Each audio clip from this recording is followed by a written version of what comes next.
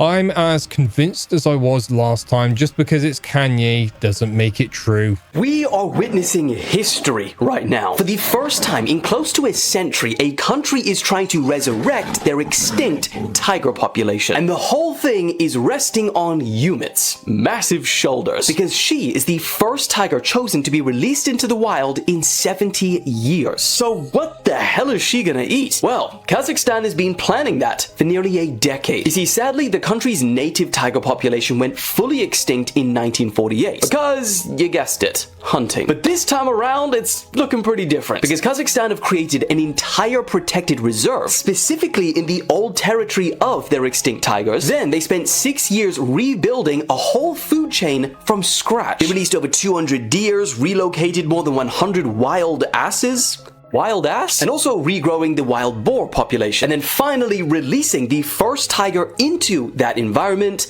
alone. Now, if she does get on well without any issues, there are plans to release a number more and grow the population. And if this whole painstaking process proves to be successful, it could become the blueprint for how other countries facing similar extinctions can bring those animals back too. A whole country put 6 years into rebuilding a food chain from scratch. Hundreds of deer, 100 odd wild donkeys moved in. Also, one tiger has something to hunt. We took them out in a few decades, and it now takes exactly this to put one back. Take a look at this.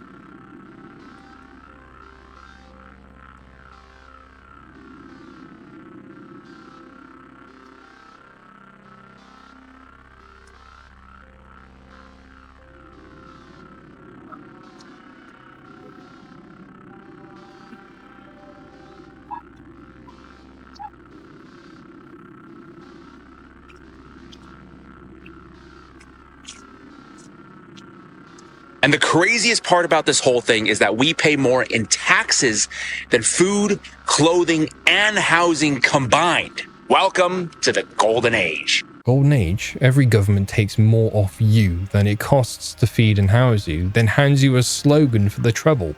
I've seen quite a few recommendations saying I should try hydrogen peroxide out on germs to see what happens. I've been letting this pond water marinate for about a week now just to try this out. Before we do that, first let's check out what we got in this water. As you can see, there's tons of living organisms. I added the hydrogen peroxide here, and you can see the wave wash over all the cells and debris. I immediately noticed a lot of things started bubbling up, but what really caught my attention was this little cell here to the right. The two bubbles inside the cell started expanding until the cell wall ripped and the cell pretty much exploded. Most living organisms contain an enzyme called catalase. This enzyme catalyzes the decomposition of hydrogen peroxide to rapidly form water and oxygen. So that means all these little bubbles you see forming around the slide are actually oxygen bubbles. I got a pretty cool time lapse of that reaction in dark field here. Watch the whole slide fizz off as the catalase in everything living lets go of its oxygen at once. Oddly satisfying, infinitely interesting. Well, look what the cat dragged in. Welcome back to another episode. My name is NEXOR for everyone who is actually new watching this. My job is to take you down the rabbit hole. It's not to find the bomb, it's to find the thread which resides in amongst all the noise and all the static, extract it and practice our discernment along the way. So if you've enjoyed what you've seen so far, you're in luck, because there is a hell of a lot more coming up, and this episode is excellent. Honestly, I'm just going to say it outright. I'm not trying to blow my own horn here, or trumpet, or whatever you want to call it, but this is a good one. I really enjoyed it. Now, one other thing I want to say, everyone who watches these, I've got a lot of returning viewers who, for whatever reason, haven't subscribed yet. I'm going to make it really easy for you. A lot of you watch on television. All you need to do is press up on your TV remote and it'll open up the YouTube little play screen thing. You can hit subscribe with that. It takes 2 seconds. It will ask you if you've got a YouTube account, sign in with your phone, scan the QR code. It literally takes 2 seconds. If you all did that, if every person watching right now who watches these on a regular basis, dare I say a daily basis, was to do that, we'd hit the goal of 200,000 subscribers by September 1st tomorrow. Like, I mean it. The stats do not lie. The data is there. You guys keep returning. You're not subscribed. I'm just saying, just hit the button. It'll make your life easier. It means you get served this every single time I put out an episode, hopefully. I mean, people have actually told me that they are getting unsubscribed. In fact, it's a good idea to check if you've been unsubscribed. You might think you are already. Just have a little look and see. But look, enough from me. Let's crack on with the rest of this show. You will have no freedom. You will have no agency. It will be instant. There will be no privacy. There will be nothing in the world for you to really do. Nothing that really matters. You'll just kind of... I'd say you don't need the whole quote to catch the shape of it, okay? The man is selling us the future, telling us it holds no freedom and no privacy left. Then a takedown note is slapped on the end. Wow, that really says a lot more than any part of the clip before it. He found a recently deceased dinosaur skeleton. Ho, ho, ho! I don't want to ruin the imaginative nature of this video, but I'm sorry, this is not a dead dinosaur. This video that I got tagged in shows a person doing some urban exploring in an abandoned structure. It says POV, you go out of bounds and find a dead dinosaur. They then show a large, still actively decomposing skeleton on the ground, and that is supposed to be the dinosaur here. Ripping the band-aid off right away, you're not going to find an actively decomposing dinosaur body. They have been long gone and dead for a very long time, but you can find other large animals like whales decomposing. And given this bone structure right here of the head of the animal that they found, I think it's safe to say that we are definitely looking at a decomposing whale. Depending on the type of whale, the skeleton can be huge. It is still fascinating to find nonetheless. It doesn't have to be a dinosaur. And if I had to guess, this video was probably recorded in a place in very close proximity to the ocean or sea. I'll hand him this one, okay? That's not a dinosaur, and he says so before the comments fill with Nephilim, okay? It's a whale that washed up and rotted down. Boring answer, right answer. Unfortunately, look, we can all live in whimsy or we can live in reality. Weird dudes in history. Ever heard of mesmerism? Well, meet its inventor, Dr. Franz Mesmer, though the term he used for it was animal magnetism. Mesmer theorized that human bodies carried a, quote, magnetic fluid, and that blockages of its flow could cause pain and mental illness. While he initially experimented with applying magnets to his patients after they swallowed iron powder, he later concluded that no, it was actually his own animal magnetism that cured them. So he turned to intentionally staring patients in the eyes while waving his hands down their body or pressing on their stomachs. And remarkably, some patients reported relief from pain, mental illness, or even blindness. Later, he invented group treatments where patients stood around magnetic water tanks with steel rods pointing at their bodies while he played the glass harmonica. And as I'm sure you can see where this is going, the medical establishment ultimately drove him out of Austria as a quack, causing him to settle in Paris, where controversy followed him, prompting King Louis XVI to form a scientific commission to investigate this animal magnetism, with the commission's blind trials, some of the first in history, finding no evidence for his claims. Still, you can't deny how cool magnets are, especially ones like these for your fridge, which you can only get by backing our 2027 History Happens Everyday calendar, which tells you a neat historical fact for every day of the year, including more. What is it with these creators plugging random stuff at the end of their videos? Either way, some interesting history there. Weird, but interesting. What was the first thing you looked up on the internet when you got out? That's a great question. Nobody asked me that. I really didn't know what internet was until I went into high school. And I remember doing homework from world history class, and I needed to write something. My friend showed me how to use Google. And then I was searching some papers, and they had who already done the entire research and gave me like a writings, right, in a paper. And when I didn't speak any English, I just copied the entire thing, pasted the thing in the Word doc or something. Sure. And then I turned that in, and then I got 0 from it. Yeah. Did you understand why you got a 0, or were you like, what's going on here? I didn't understand what was going on. Back then, my teacher was really mad at me. Like, she was furious with me. It was kind of like a cheating, right? Right. I didn't understand that. You can't blame the kid who just learned about the internet 2 days before he's expected to use it to know what plagiarism is. But something is off about this story, okay? Because this doesn't really sound believable to me. They would have been aware of his situation, surely. These wonderful people that you see on screen right here, the reason that I get to do this every single day, they personally support and finance what I do. I've never asked them to do that, but yet here they are. And honestly, I could not thank them enough. It is optional. It is not expected. These people are here doing exactly that thing. If you want to join them, there is a link down below. Again, I'm not asking you to, but go check it out if you're interested.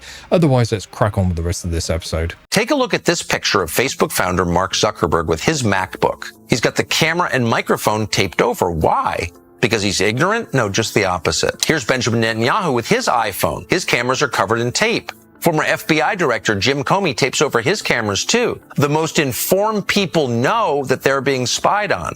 Do you? Here's the world's second richest man, Oracle's Larry Ellison, literally proclaiming it out loud. The police will be on their best behavior because we're constantly watching and recording everything that's going on. Citizens will be on their best behavior because we're constantly recording and reporting everything that's going on. The future looks dystopian. And the richest, most wired-in people alive quietly tape over their own cameras. Then a man worth more than most countries stands up and describes watching all of us like it's a public service. Best behavior, he calls it. Is that the pitch now? Is it true? One of the most common flavors on earth that almost nobody's ever tasted is vanilla. Real vanilla only comes from an orchid that's native to Mexico. The Totonac people grew it for centuries before anyone even knew it existed. But in the 1500s, the Spanish took it to Europe and the entire world fell in love with the flavor that they couldn't grow. For 300 years, you couldn't grow vanilla outside of Mexico because it would always die. That's because the only bee that naturally pollinates the vanilla flower only lives in Mexico. So every vanilla farm outside of Mexico survives only because someone hand pollinates each flower. And each of those flowers only bloom once for a single day, and it never opens again. That's actually why real vanilla costs more than silver by weight. You're one of the most impossible things that anyone could eat, and somehow you still got labeled as boring, which is pretty insane. Dearer than silver by the gram, and we named boring after it. Vanilla happens to be my absolute favorite personally.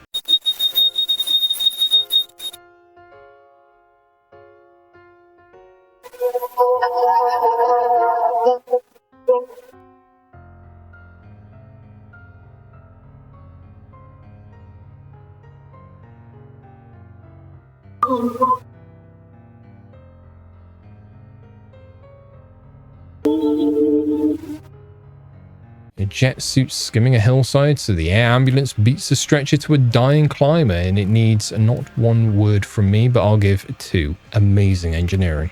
When it comes to mud flood, did you really think I was done? How could I done when I only just succumb? You have to understand what this means. We are the generation after they completed their mission. We often say history is a lie, but what does that tell us about today? It tells us that we are captives and spoils of war. But this was no normal war. They came for everything. Somebody just tried to change the whole world's history from the beginning of time. They pulled it off and it's been in operation for the last 200 years. And we're only just figuring it out now. Now we all knew that history was a lie and they changed the dates and we're from different places. But you know when I saw the windows buried in the ground? Oh, you son of a... These mud flood buildings are in every city. London, Chicago, New Jersey. Anywhere you go, you can find these buried windows all over this earth. Buried windows again. Loads of those with basements and light wells that always sat below the pavement, and cities do rise over their own rubbish across the centuries, so that's probably fair. You know, the leap to a hidden 200-year war is where I start to zone out a little bit. Something did get rewritten. There's just no logic behind where he's trying to get at that for me, okay? But not to say I don't believe the cities being destroyed for reasons isn't a real part of our history, because I do believe it is 100%. Don't get confused with what I'm saying here. Trump is a really bad candidate, and frankly, I think a really bad person. The simple fact is, he's the best president of my lifetime. And you know how you make America great again? Tell Donald Trump to go to hell. To President Trump, you saved the world. God bless you. And Donald is indicating the fear that keeps him up at night when he lashes out with anger. Donald, you're a sniveling coward. What I like best about President Trump is his courage and fearlessness. There is no way we are going to allow a con artist to take over the conservative movement, and Donald Trump is a con artist. Don't play games with this president's in office, because it's not going to turn out well. Nothing changed about the man. What changed, I'd say, is where the power sat. The narrative shifted, you know? It does that a lot. And then you get something like this. Time and time again. It's a reoccurring pattern. You do not exist and I can prove it. Who you think you are is just a bunch of memories, thoughts, beliefs, all constructed inside your mind. But are you your mind? No, you're the one aware of the mind. You observe the thought, therefore you're not the thought. You observe your beliefs and memories, therefore you are not them. You have mistaken awareness for your ego or your mind's interpretation of you. When you turn off the mind, who is left? Awareness. There is only God. There is no me or you. There is only God appearing through every mind and body in the universe. You are an illusion.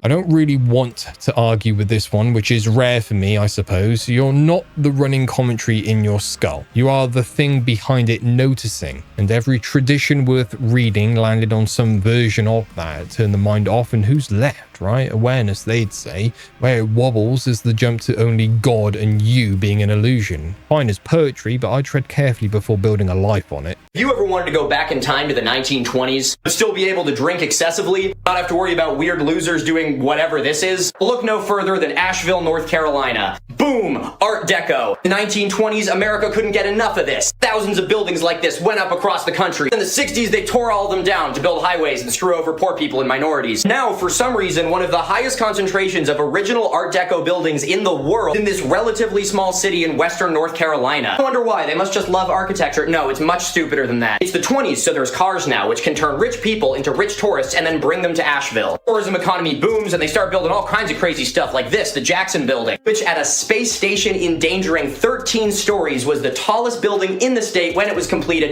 in 1924. Boom, it's the Great Depression now. Probably would have never happened if this guy just lightened up a little bit. Asheville is in a gigantic mountain of debt. Being infuriatingly honest Southerners, instead of just filing for bankruptcy, the city insists on paying off every cent of their debt. This meant that not only was there no money to continue these constructions, but there was also no money to tear them down even if they wanted to. So for 50 years, they chipped away at their debt, while the rest of the country did this. But by the time they made their last payment in the mid-70s, people were like, wait, these buildings are actually kind of nice, maybe we should leave them. Creating one of the densest concentrations of surviving Art Deco buildings in the entire world, including the Jackson Building, the Asheville City Building, the Flatiron Building, the Grove Arcade, which looks like this on the inside, and my personal favorite, the S&W Cafeteria. Isn't that cute? If you're from this part of the world, you know how crazy these buildings are. You should also come to my live show in Asheville in October. Tickets for every location are available now in my bio. Hope to see you there. If you're not familiar with the area, it's well worth the trip for the architecture alone. Even if this is your first time being asked. Can't say I have ever wanted to go back to the 1920s. I didn't before this clip, and I still don't know. Each to their own, I guess.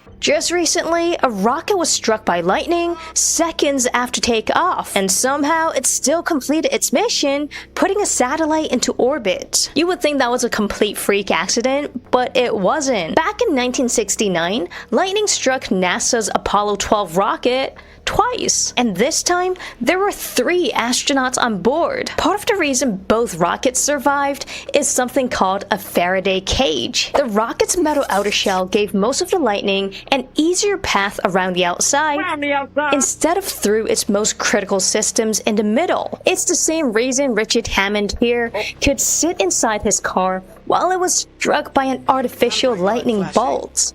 Lightning hitting a plane is fine, you know, no biggie, but lightning hitting a rocket is somehow a massive grounding, halting event.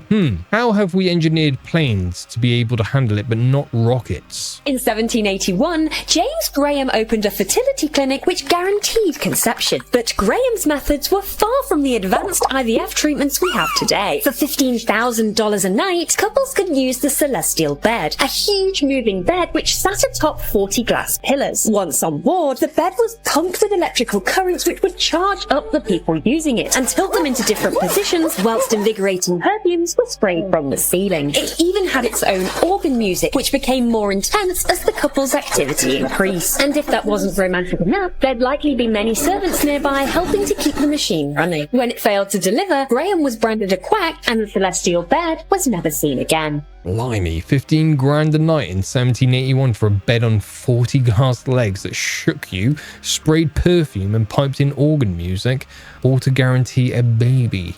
It didn't work, obviously, and every age since has had its own miracle machine. Celebrities who look completely unrecognizable today. Jaden Smith. Before, Jaden Smith was the fresh-faced child star of The Karate Kid, known for his short hair, youthful face, and simple style. After...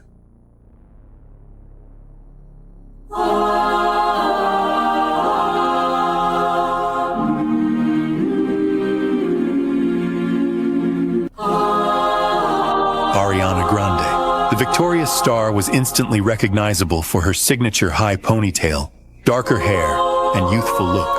After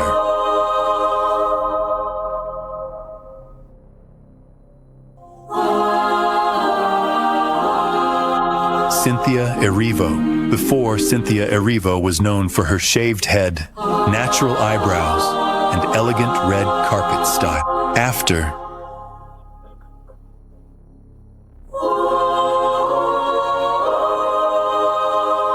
an AI voice telling me famous folk have got new haircuts.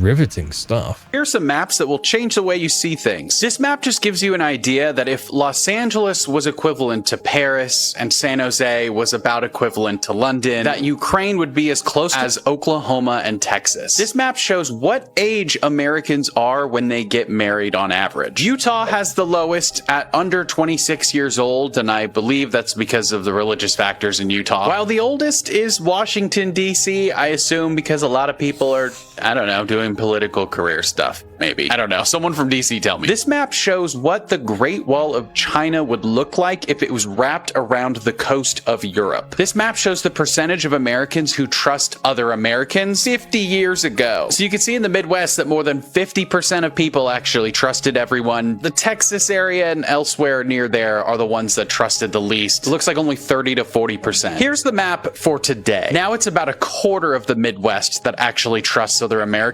and Texas is less than 20% of people. TLDR, Americans don't trust each other anymore. Skip the map trivia, look at the last one. Half the country trusted each other 50 years back, a quarter now, and nobody had to arrange it. That's just part of the plan. People will blame something that they're doing and being like, that's the Virgo in me. You think that real, or that's just lack of accountability? It can be both. Kanye is a Gemini, so it's like Gemini is represented by two people. That's two different personalities. So it's like naturally, yeah, you can see if you're dealing with a Gemini, like, oh shoot, there go the other person. It can be a lack of accountability if you are basing that on not wanting to do better. Like, I'm a Libra, so you know I'm just a flirt. Like this is just what I do. I done heard the craziest excuses for people's signs. It kind of gives astrology a bad name because people are just looking at horoscopes, and 9 times out of 10 you're not even reading your horoscope the right way. You're supposed to be reading by your rising sign, but that's basically just like the tip of the iceberg. Star signs is a get out clause, and she's bang right to call it. Being a Libra doesn't make you a flake, it just gives a flake somewhere to pin it, you know? Real or a lack of accountability, bit of both maybe, mostly the second I'm gonna say. It's happening. Grab a date, grab your friends, grab a snack, because next week 3 space events are all happening on the same day, August 12th. The biggest meteor shower of the entire year, the Perseids, will be peaking. There will be 50 to 100 meteors every hour, and the Perseids are notorious for having fireballs, which are just insane shooting stars that look like explosions in the night sky. These are caused by bigger chunks of stuff hitting Earth's atmosphere. Because what's happening is every August, Earth passes through the debris field of Comet Swift-Tuttle, and these chunks of comet hit our atmosphere at 37 miles per second. But that's not all, because August 12th is also a new moon, which means the sky will be extra dark for you to see the meteors. And that August 12th new moon is going to pass directly in front of the sun. There will be a total solar eclipse. This is the path of totality, but it will be at least partially visible in this entire area. And whether it's partial or not, never look at the sun or a solar eclipse without solar eclipse glasses. Happy stargazing and sun gazing. Stargazing.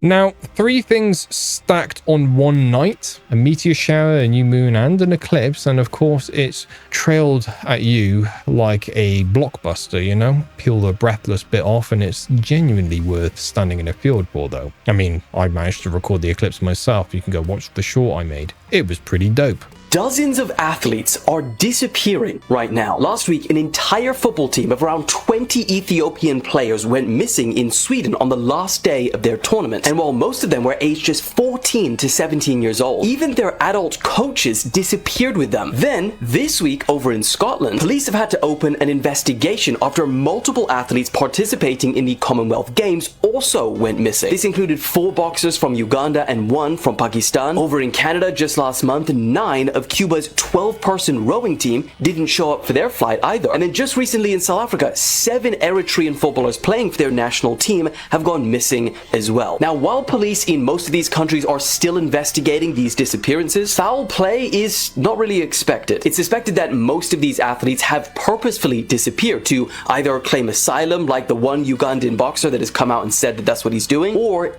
defect, like in the case of the Cuban rowing team. 20 kids and their coaches, a whole rowing team, boxers from 3 countries all vanishing the second they hit foreign soil. I mean, you could say that's not a mystery, but more of a pattern, don't you think? I've just found out some information about the megalithic walls on Easter Island that I didn't know before. And yes, I said walls because I was told when I went to Easter Island that Vinapoo, the megalithic wall, was the only one on the island, and it was this weird outlier because all the other Ahus, the kind of building blocks where they put the Moai statues, all the other ones were sort of like mini stone Neolithic buildings, and there was just one random megalithic wall.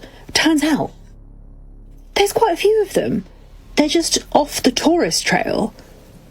So I was checking out one of the latest Matt Beal Limitless podcast episodes with guest Cassie Coppersmith, and she was talking about going to Easter Island, and she went on this off the tourist trail hike. It takes all day, and you basically hike point to point on Easter Island, and they came across a few of these precisely built massive megalithic walls. Thank you, Cassie. Some of these bricks were super huge, 6 foot plus by 6 foot plus, and extremely weathered. They are facing the west side of the island, but showing a lot of weathering, and even showing really cool, little triangular wedged weird shaped stonework, which is the type of stuff that you see over in Cusco. Cool. And this is the weirdest thing of all. She found a full-on Moai statue facing not out to the ocean, but turned around, facing in and built into the wall. What? I think we're all a bit confused, because these Moai are supposed to be embodied with mana, with the magic of the gods. They're supposed to represent the gods, and they're very respected. You don't turn one the wrong way around and shove it in a wall. It's like a spare brick, unless I'm assuming, unless maybe that was some sort of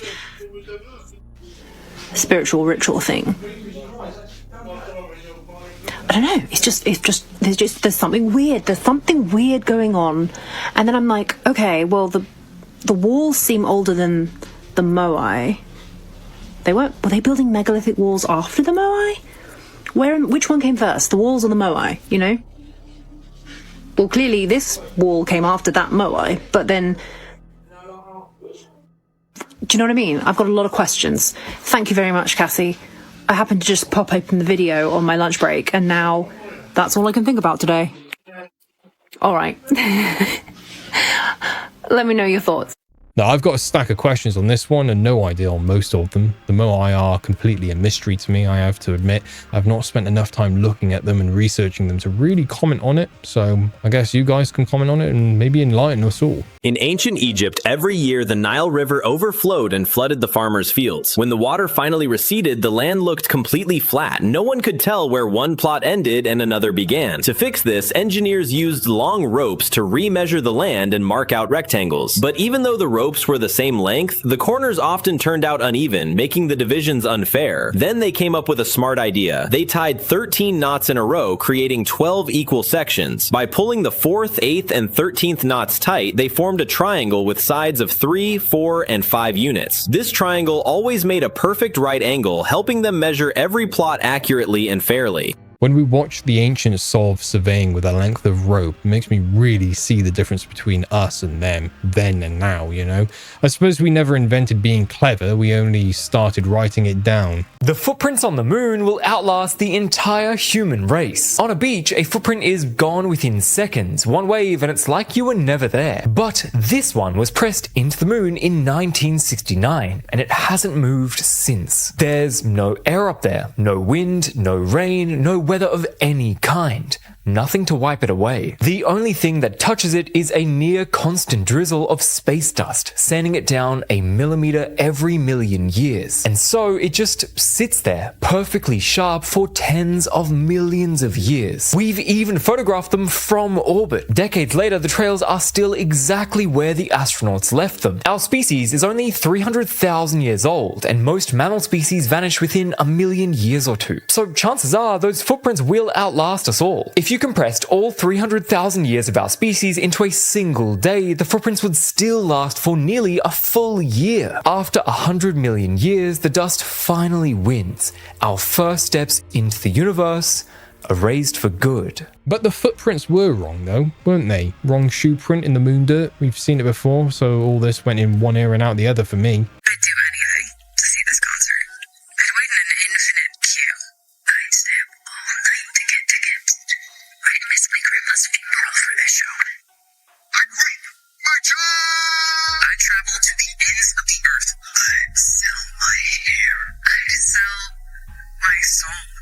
I'm not sure what's going on with this new Spotify ad. People are saying that it's very strange. That lady just said she will miss her grandma's funeral to make it to a show. That doesn't sound like a good decision. Now, I'm not sure if they're playing around or this is a joke or something, but something is going on with Spotify. Shut up! Something is going on with this ad. Something, for real, and I don't know what it is. They gotta be playing around when somebody says that they will sell their soul. That's impossible. Your soul's not for sale. Something's going on with the Spotify ad, bro. That's all I know. But of course, guys, entertainment purposes only, because this is just entertainment. That's all that this is. There's nothing else to it. Shout out to Spotify, yo. I'm not sure what's going on with this Spotify ad. Let me know if you know. I'm out. Right, the ad's got a woman offering to skip her grand's funeral and flog her soul for a gig. Nobody's buying souls. They're after your attention, and that one they've already got. That was the point. This is a real place in China.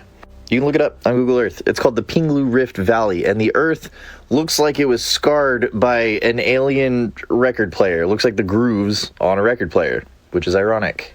Because in 1977, we shot a real record out into space for aliens to find us. On the record cover, they put a star map, literally a GPS location within the galaxy right there on the record.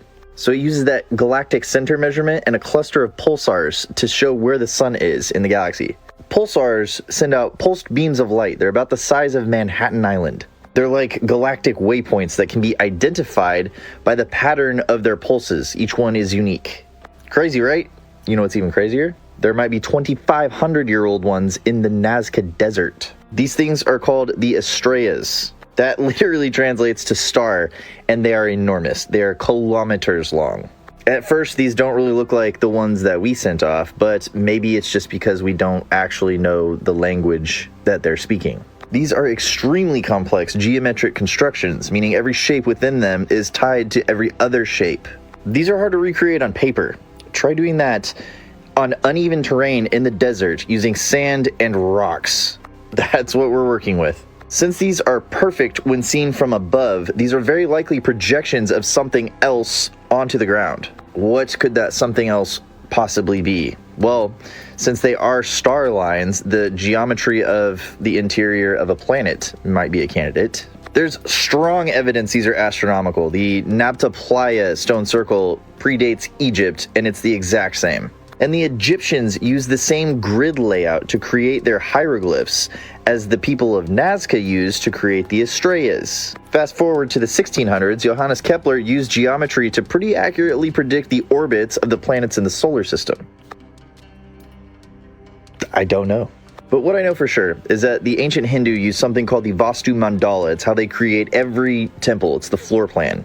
One of these Nazca lines is the exact Hindu Vastu Mandala. There's a 40-minute breakdown of these I'm posting tonight on YouTube. Just to reiterate for the people in the back, there's an ancient star map that's miles long projected onto the Peruvian desert, and we don't know why it's there. China's Rift Valley, the Voyager record, the Nazca lines, and a Hindu floor plan all knotted into one video that ends naturally, of course, on a link in his bio. The lines are real and genuinely odd, and who knows what they're really for. Lashing 4 unrelated wonders into one grand theory so you'll tap through is the oldest move going. I appreciate the research, but there's not really enough recipes for me. Wow, you need to watch this. You ever wonder what people are doing who are in hell? Jesus doesn't describe every activity that takes place there, but he does describe 2 responses of humans who have been consigned there, where he says, in that place, there will be weeping and gnashing of teeth. Some people, when they wake up in hell, will be devastated. And they won't find enough water in their eyes to satisfy their need to weep. They'll be sobbing. Oh no, it's not here. Oh God, please have mercy upon me. Be the greatest disappointment they could possibly experience to wake up in hell. But then the other group will be there, won't be weeping a bit. They'll be gnashing their teeth, which is a biblical metaphor for human fury. How dare you, God, put me here? The angry, or the anger of the damned will know no bounds. I sure don't want to end up in hell. But one thing I know for sure, that if I do, if I've deceived myself all these years, and if I'm one who says, well, Lord, didn't I do this and didn't I do that? And he looks at me and says, please leave, I don't know you. And he sends me to hell. One thing I can promise you, that I'll be a weeper, not a gnasher. Because if I know anything about theology, I know that if he sent me to hell tonight, I could make no just complaint against him. I've been guilty of treason. Every time I have sinned, I have asserted my will over the will of my creation. I have declared that I am sovereign, not the Lord God. I've worked against his kingdom, not for it. I've sinned. I won't take the mick out of a man being sincere about his faith. That's his, and he is very much welcome to it. My own feeling is that heaven and hell are less places than states. Pretty much interpretive to the core. There's a hell at the end of all of this. I suspect we're already in the waiting room. Do you think you could pass this? It is an 8th grade graduation exam that is going viral right now, and apparently it is from 1912 for rural students in Kentucky, with questions like a school enrolled 120 pupils, and the number of boys was 2/3 the number of girls. How many of each sex were enrolled? A man bought a farm for $2,400 and sold it for $2,700. What percent did he gain? Grammar questions like how many parts of speech are there and what is a personal pronoun? Geography questions like defining longitude and latitude and locating Quebec, Liverpool, and Honolulu on a map. Physiology questions like naming the organs of circulation, defining cerebrum, and comparing arteries and veins as to function. And history questions like who invented the telephone, sewing machine, and phonograph. That 1912 exam does the rounds to prove kids today are thick. But it doesn't take a lot to do that nowadays. Half of it is, well, farm sums and place names a Kentucky kid used daily that you never will. Could you pass it? Probably not, nor could they, or most kids from that era, so I don't know. You are not black, you are not white, you are not Asian. The color of your skin is a product of the sun, and white people lived further away from the sun. So our bodies adapted I've heard people say white people have no souls. But if you have a mind, you have a soul. You are not the mind. You are the one who observes it. Everything is conscious and living. Our hair droops to keep our necks warm, while black people's hair grows outwards to absorb the sun in hot environments. The sun gives life to the earth, and our soul gives life to our body. As above, so below. Let's stop the racism. It's just another division tactic. Underneath all the wonky science, the point of this one really does land upright. We're talking a 10 out of 10 gymnastic land here. We're one species that's spread out and caught different amounts of sun, and the rest is just people being trained to sort each other into teams. Some of the biology bolted on is proper nonsense. Hair doesn't grow one way or another to soak up light, but I'm not about to knock a clip whose entire message boils down to knock it off and stop letting them carve you into teams. Division's the product, don't buy it. What a wonderful rabbit hole that was today. I actually really look, I'm going to be honest with you, some of these episodes are quite hard to actually sit and put together because there's not great information circulating about, and sometimes I'm really just trying to grasp onto something which is worth showing you. This one really landed for me. I don't know how you feel about it. I really enjoyed it. I've stumbled upon some really great curators out there, curators and creators, you know, because we can't give them the credit for talking about something they never personally discovered, but still the information's there and it is all valid, and I don't know, I just enjoyed this one. I don't know why I'm glazing this whole video, but look, if you enjoyed it too, let me know. I really want to hear if you did, because this one, just as I said, it resonated with me quite heavily. Tell me what you enjoyed, tell me what you didn't enjoy, tell me what you want to see more of, tell me what you want to see less of. I'm all ears. I know you can't see them, they are there, but look, just tell me. I want to hear what you've got to say. Your perspective matters to me. There's some people there who are new on this journey and they don't know what they want from this. They just know that they want it. You can help be the guiding force, which helps me show them what they should be seeing. So tell me. For those of you which are new, thank you so much for watching all the way to this point. I hope I earned your subscription. If you do subscribe, you're in luck. I'm dropping another episode tomorrow. I do this every single day. Turn the notification bell on so you don't miss it. But the most important thing that all of you can do for me right now, and I mean this sincerely, stay safe, stay well, and stay curious. Until next time.